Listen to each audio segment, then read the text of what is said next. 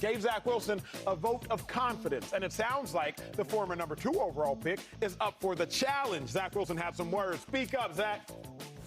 You said you're a competitor, so if they come to you in March and say, look, we're going to keep you, we like you, we're going to develop you, but we're signing veteran X to be our starter, how would you feel? Yeah, I'm going to make that dude's life hell in practice every day. You know, I'm gonna go out there and do my best to just show the coaches that I deserve to be there, and you know, and it's not in a negative way, it's a positive way. It's making everybody else, you know, better, hopefully. I had no issue with that, but some people did. Joy, where did you stand? We'll see. I don't know. I like the confidence. Be confident. Why not? Yeah, who had issue? People online were like, yo, that's a bad train of thought. That's how you know he's lost. And What I'm was like, I supposed to say? I'm going to sit behind him and just Support him? do the best I can. I loved it. Well, I guess that's just my lot in life. Like, no, I like the I mean, I don't necessarily believe it, it's but aggressive. yeah, but you know, he's trying to show confidence. Wait, I like it. y'all okay with it? Yeah, I love it. Okay, cool. 'Cause I'm okay with it. everybody good. Yeah, you can't just be backing down. Yeah. I didn't play well this year. Okay, cool. I'm gonna get better. I don't know if he is going to make his life hell in Yeah, practice. no, that's the thing. Listen, he was bad this year. It was only his second year. Hey.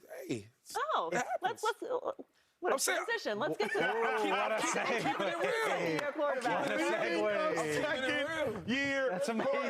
The Bears have a second-year quarterback of their own in Justin Fields. The man on your screen, Shady, has dug himself a hole. We'll see if he can dig himself out of this one. The Bears, they dug themselves a hole this season, but they have the number 1 overall pick and might be able to dig themselves out of it with that one. They were 3-14, most losses in franchise history. Bears general manager Ryan Poles was asked if he plans on having Justin Fields as the team starter next season and said he would have to be, quote, absolutely blown away by another quarterback to take a QB at number 1. Shady, I got to come to you first now, actually, big dog. We giving grades for second-year quarterbacks around here. Should the Bears consider drafting a quarterback at the number 1 pick? No. Everybody says they got their player. They got their second-year quarterback, right? He showed a lot of talent this year, a lot of athletic ability. He didn't show he could throw the ball, right? So he has to work on that this offseason. But, yeah, I think you got your guy. The only thing I don't like about that from the GM saying that, when you're sold on a player, answer the question correctly. Hey, Andy Reid, we feel like, are you guys going to draft your running back in the first 2 rounds, first or second round? He should say no. If you're confident in your player, say no. When you say stuff like that, you're leaving the door open. The crack is still there. And that lets me believe this.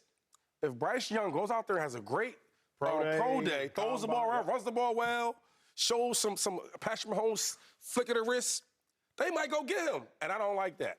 I don't like that. I think you got to keep in mind, though, like there's politics at play when you have the number 1 overall pick. Like Ryan Poles, the GM in Chicago, needs people to believe that he might want a quarterback because the Bears need to get out of that pick. They need other picks. And that's why, for a variety of reasons, I think it would be such a mistake on Chicago's part. Like, I know, look, Poles did not draft Justin Fields, so anything is on the table. Never underestimate an NFL executive's penchant for ego and saying, this wasn't my guy, so I'm not going to work with him. They do it all the time. All the time. They should not, though. I just... Why not? Number 1...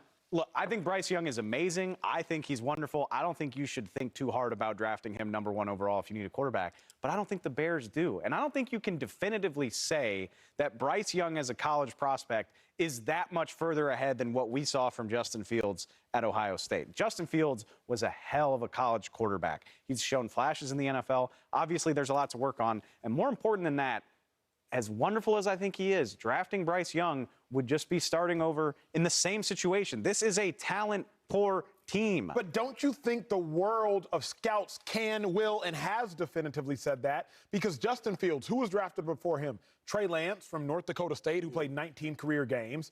Trevor Lawrence, of course. Trevor Lawrence Zach is fine. Wilson from BYU. And those were mistakes. Mac Jones, if I'm not mistaken. He was drafted before Mac. Okay, he went before Mac. So Zach Wilson, Trey Lance, Trevor Lawrence, obviously Trevor Lawrence. And Zach Wilson is talking about a veteran coming to take his job while Justin Fields was a few yards shy of setting the rushing record as a starting quarterback. Like, it's not... Oh, hey, I mean, hey, the yards count the same, do they not? Like, he's got work to do as a passer. The pain count different. Do we want to have an argument right now about who is having a better career between Zach Wilson and Justin Fields? We don't want to do that. We don't want to do that. Justin Fields is a little bit better than him right now. Just a little. Anyway, I'll address that later. Joy, should the Bears consider drafting a quarterback? Joy. All right. Chicago. You hired Matt Eberflus, right? They did do that. After firing Matt Nagy, who got Mitch Trubisky to the playoffs. Yep, he did. Who is a backup quarterback now. You hired a defensive coach after you fired Matt Nagy, who has the Chicago defense, which is all Chicago cares about, ranked 32nd in scoring defense, 29th in total defense, 32nd in third down percentage, and 32nd in sacks. You have other problems besides Justin Fields. I can tell you that right now. Starting with the fact that Matt Eberflus is a defensive coach, and your defense was terrible this year. Those are bad, correct? Yep. That's not Justin Fields' fault. He don't play defense, and you hired a defensive coach. So maybe the things that you need to be evaluating actually don't have much to do with Justin Fields. Now, I'm with Dave. I think this is a smokescreen.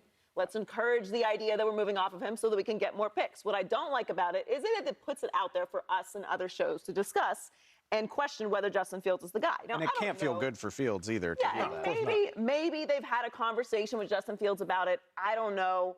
I've seen teams botch this in the past. I think the Packers are the best example of not handling interpersonal relationship stuff with drafts in the worst way. What happened with Jordan Love and Aaron Rodgers, I was 100% on Aaron Rodgers' side. I have more. The offensive line ranked 16th in pass blocking. Probably want to improve that for a young quarterback. And they ranked 32nd in pass rush, 31st in run defense. They have the worst receiving grades in the NFL. Now, you could argue that's because Justin Fields is struggling with the passing. But maybe that has something to do with the blocking that he's getting by his offensive line that is not very highly ranked in the NFL.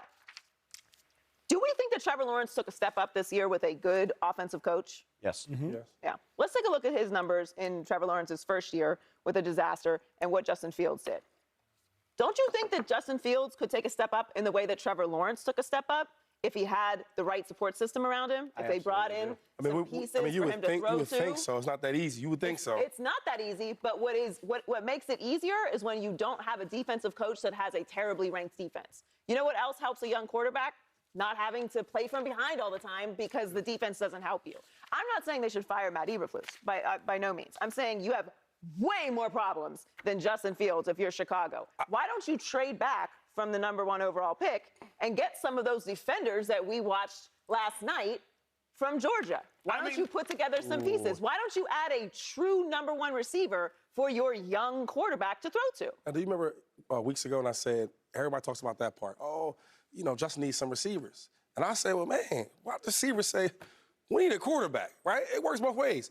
Would you agree that the most important position in football is? Quarterback. Quarterback, right? So you talk about the defense. I got to do my job, though.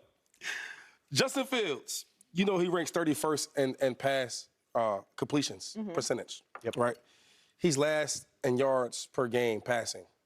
So just as bad as his defense was, throwing the ball and being efficient with completions, he's the same. He was bad. So my thing is, when I really look at what the GM said, he might need to go out there and get a quarterback.